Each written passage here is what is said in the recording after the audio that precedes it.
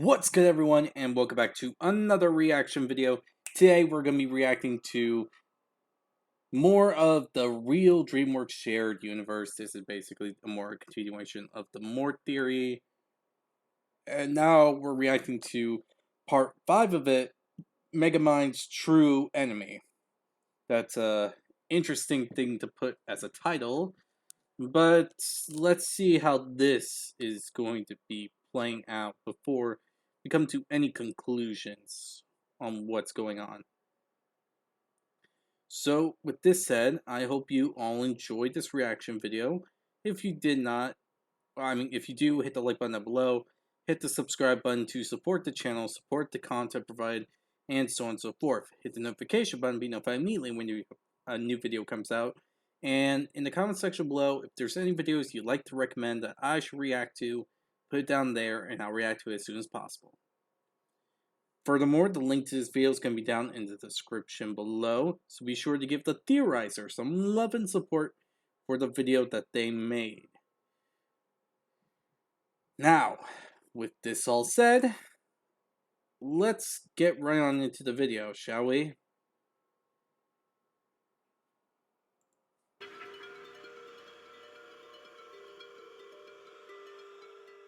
Out of the entirety of this film, I'm particularly interested in the parts we are not given much information about. This is obviously Megamind's childhood. We are given very little information about his home planet or what caused its destruction. We see a black hole is responsible, though there's always the chance something shadier went on. That's for another day, though. Right now, we need to move further into the future.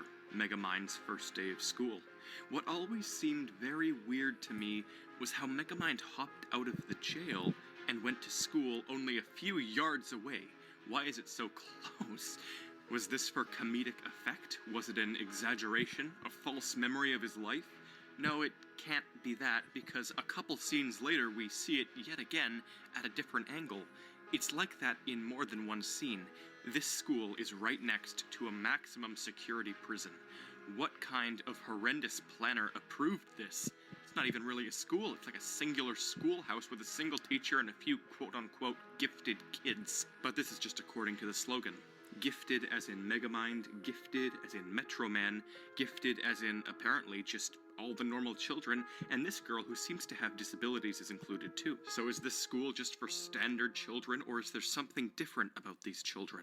It could just be a fun slogan, but then there's the frightening fact that right next door there's a penitentiary housing the quote-unquote criminally gifted. Little gifted kids, crazy gifted criminals. Coincidence? I think not. These two have got to be tied. There's something too strange with all of this. Want more evidence of a direct correlation? Happy to oblige. How about the fact that the main mode of this prison's transportation appears to be a school bus? It's branded with the prison name, but lo and behold, something else can be seen hidden and blurred for a split second behind young Megamind. A blatant confirmation that it belongs to the Metro City School District. Holy crap! Well, it could just be an old... What the heck? That's actually really weird.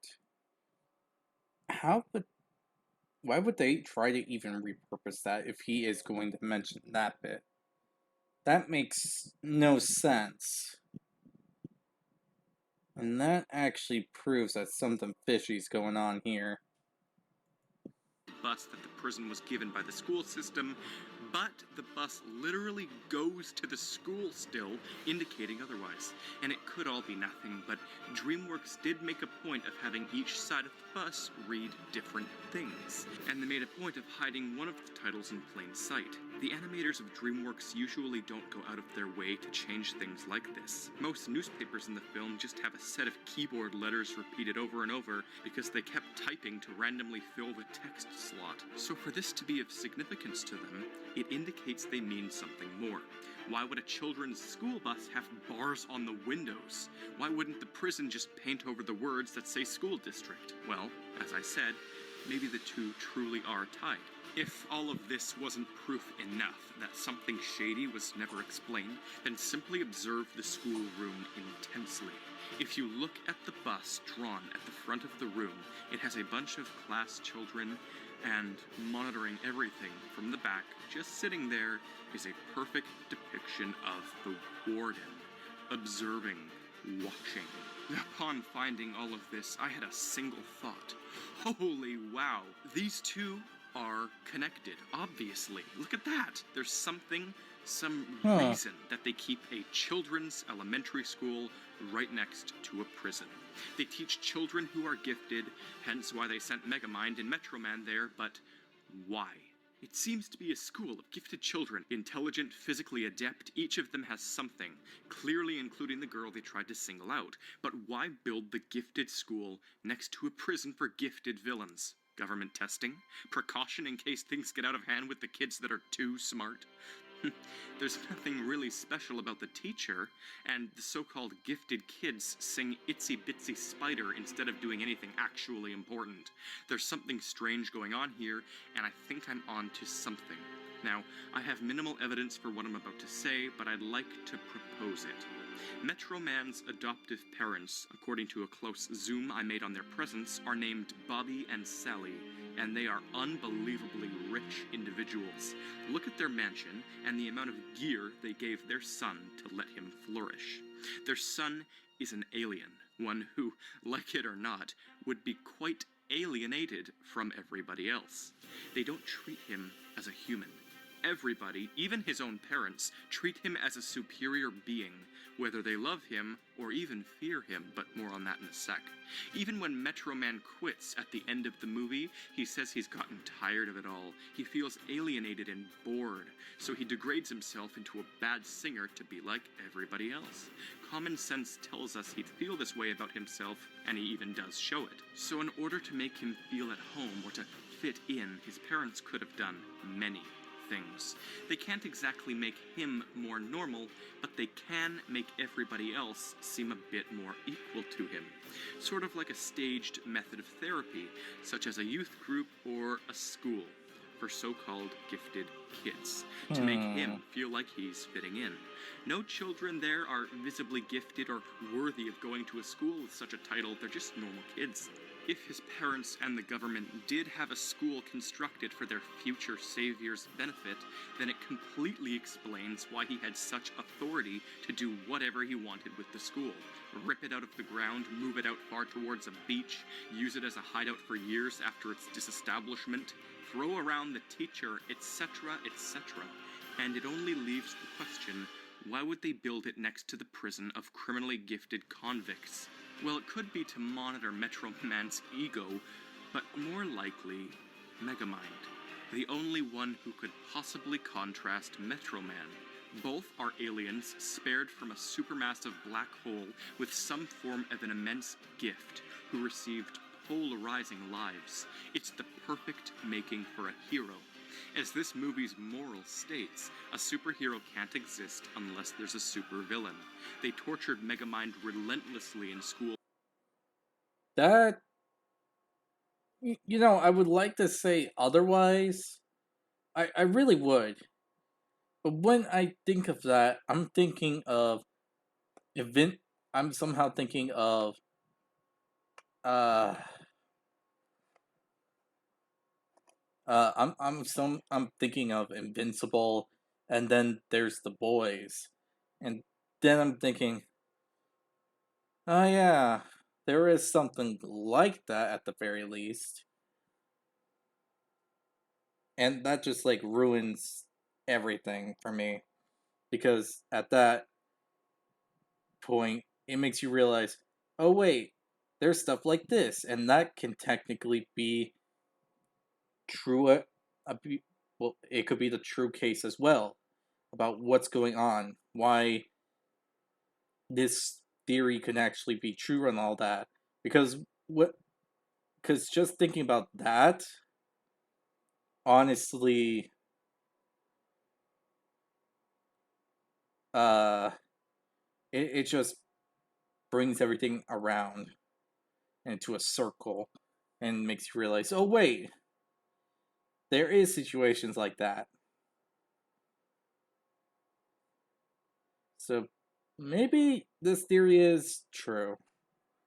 Because something like that, especially when you consider the boys, yeah, there is a good chance that might be the case. For no reason other than to torment him. The school builds Metroman's ego uncontrollably, and they only stop bugging Megamind once he's officially made his decision to become a villain, like the grand plan would have tried to achieve. And this movie's other grand moral is, yes, heroes and villains aren't born. They always have to be made. Now there's some good reasoning to this collection of evidence I've gathered.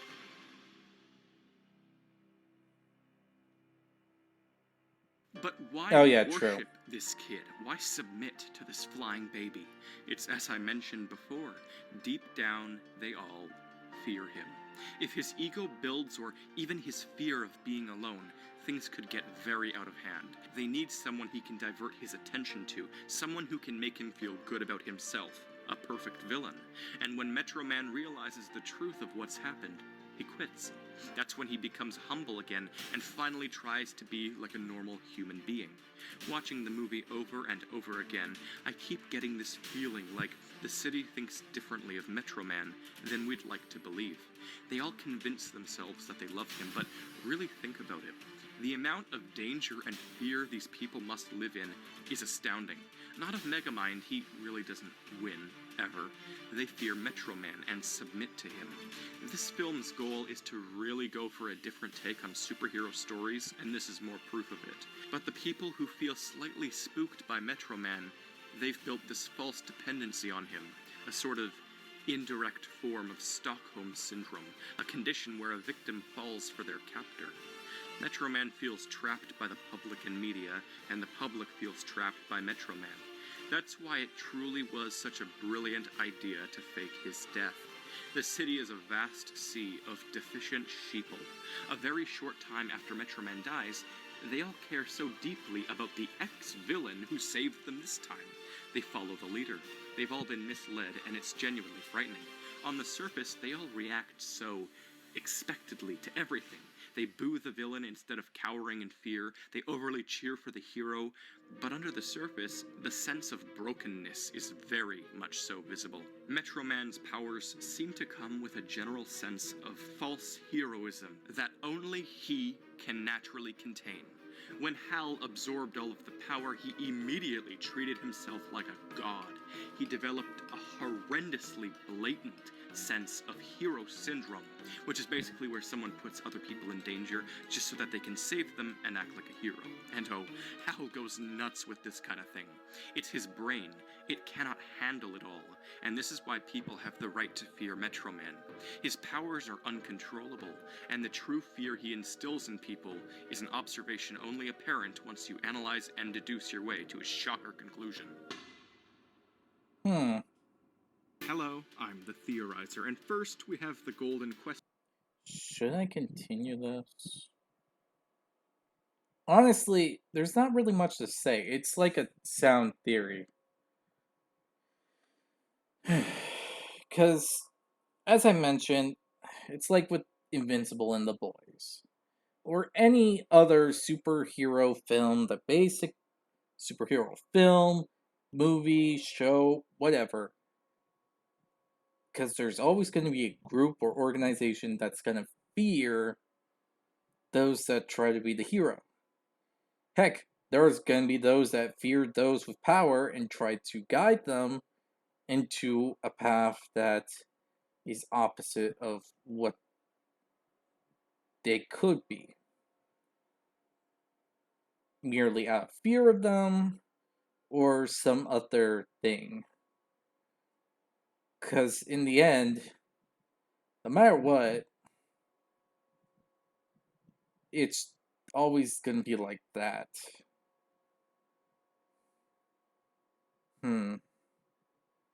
It it's a bit ironic when I say it out loud for some reason.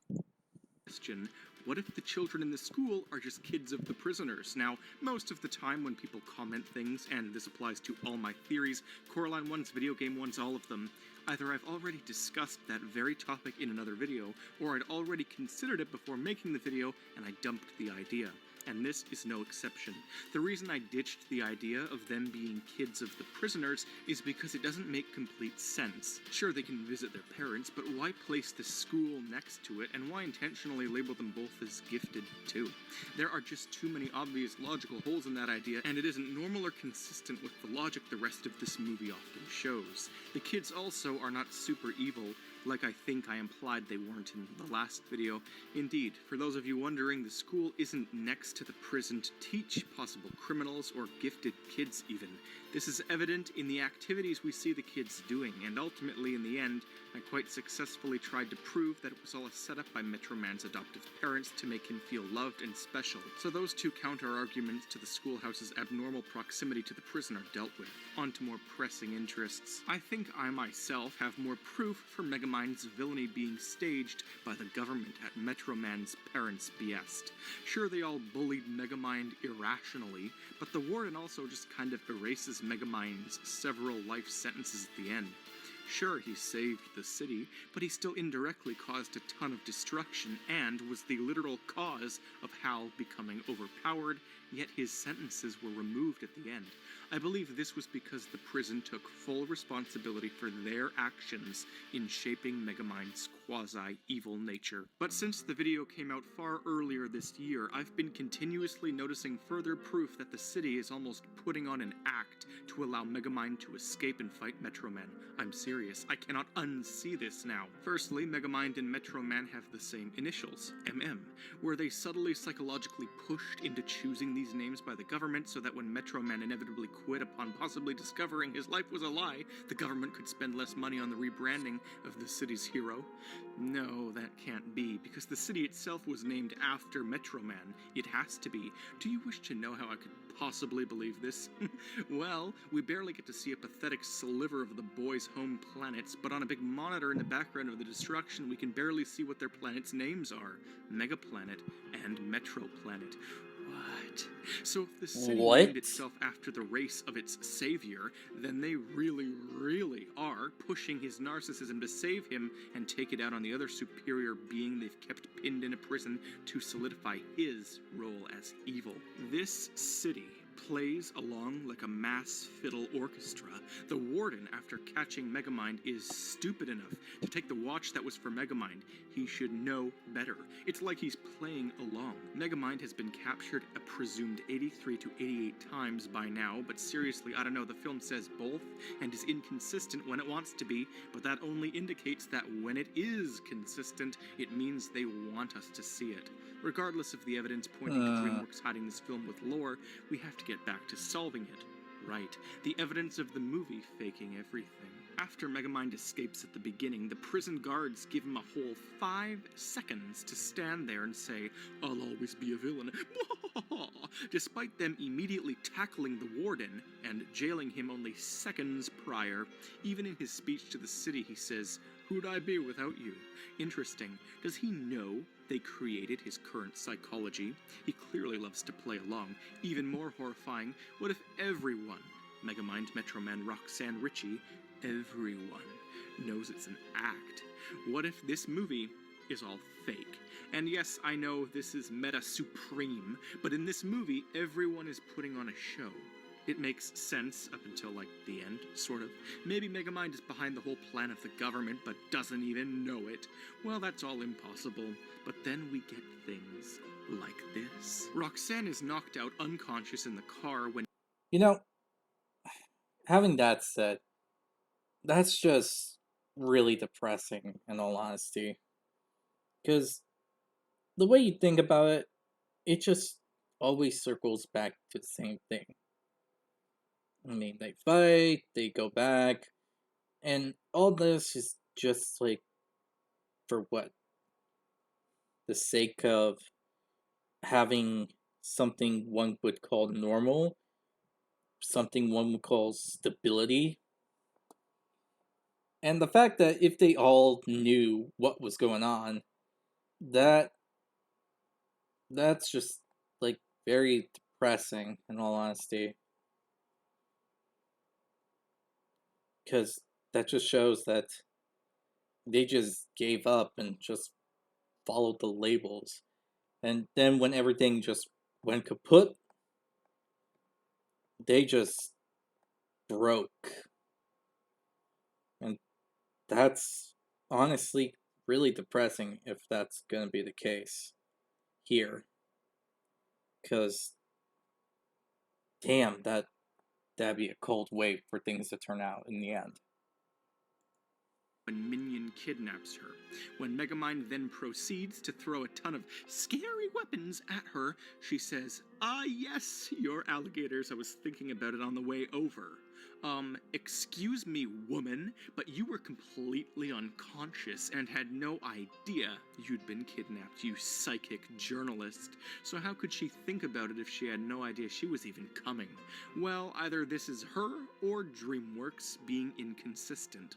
So either it's proof that she's faking it, and by extension everyone, or it's proof that Dreamworks is once again being selective with what they deem is important for the quasi-internet detectives to see. Because then they have just one scene later phenomenal attention to detail. You can see Metroman walk behind Megamind. Yes, when it's revealed later in the film that Metroman used super speed to go for a walk, he appeared behind Megamind, and here you can see a glimpse of him for a split second on the cameras. But, stupid Dreamworks, it's when Megamind is saying something different.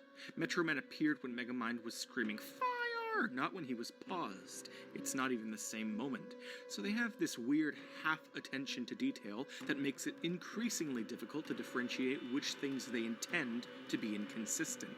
They go so far as to show this one special brainbot move up from the crowd and go in front of Metroman just so that they could prove there was a direct way in which Megamind was seeing Metroman via camera. And this is very consistent. They didn't have to do this. Then you see a scene where the warden is still imprisoned and watching the TV in Megamind's cell. Wouldn't the other cops have let him out by now? And then Megamind, oh Megamind, he runs into the mayoral office and pretends not to know. What windows are you? Idiot. You had a schoolhouse full of them. You have a car with them in it. You even discuss them later. Are you faking? Is it an act? Well, duh, it's a movie, but I mean inside the movie's plot, is it an act? And then we get brilliant consistency, like the ice cubes he trapped the garbage in being rehydrated after it rains. Megamind also says various words, weirdly, that he doesn't mess up later. This movie shares so much lore in the form of subtlety. And then, at the end, Megamind sums up what he calls his day, saying he killed Metroman, lost Roxanne, etc. Even later, Bernard says he had a terrible day.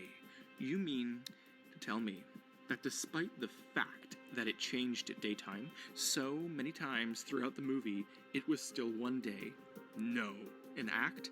Lol. Now I'll have some idiotic haters telling me that I'm critiquing the movie for stupid things. I am not critiquing. I am differentiating deductions. I don't want to have another stupid dumb ways to die video misunderstanding of blunt people with no comprehension of what I'm doing. We see more inconsistency when Titan says to Roxanne, "I know everything about you. I didn't know what kind of flowers you liked, so I got all of them." And it isn't played off as a joke at all. Titan literally says that he knows all. You know, having this all said, I can't. It is weird to admit that, yeah, there is a big thing going on here that makes this film a bit more, well, inconsistent. Yeah, it just doesn't make sense because it doesn't make, because a lot of the words they say isn't true, and when they say something, you realize, oh wait, they're actually serious about this part, and it contradicts the whole thing. It just seems weird, right? Or is that just me trying to nitpick the whole thing? Hmm. It's weird, huh?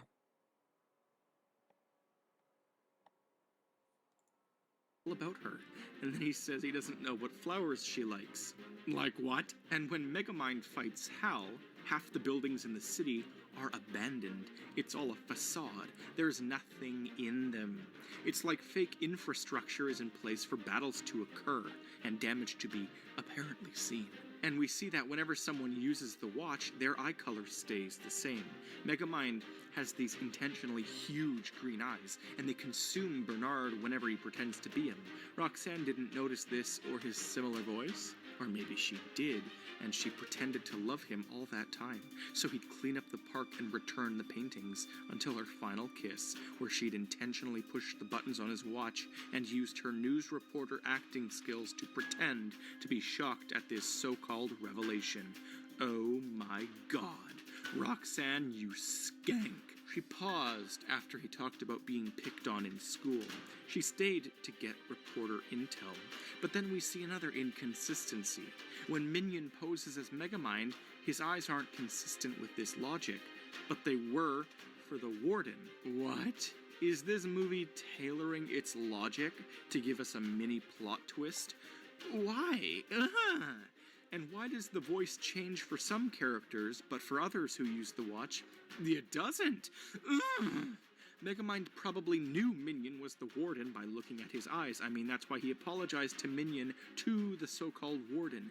He knew it. The eyes are clear.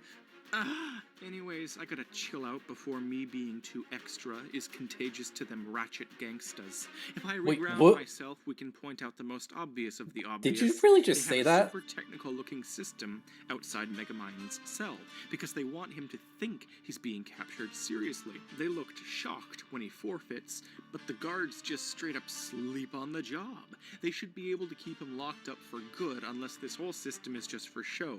And as I said in the last video, most of the newspapers just say gibberish in them, but not the ones during the opening credits. I need to see those in HD, but I only have Netflix, which actually prevents my computer from screenshotting them. So if you have the ability to snap them, send them to me on Twitter at TheTheorizerYT. That would be helpful. Okay, that's weird. That's just really weird. Not gonna lie. Not gonna make something up. I'm just gonna say it straight up. That is just a strange thing to be noted. Huh. So, if this theory is true to its word, or it's on the right track of what's going on, it's effing cruel. Because that would mean everything they've done, everything they did, has been nothing but an actual lie. Every single thing they've done, fought for, went through, everything they did was nothing but complete entertainment for other people. That's just freaking effed up. Like, a lot of effed up.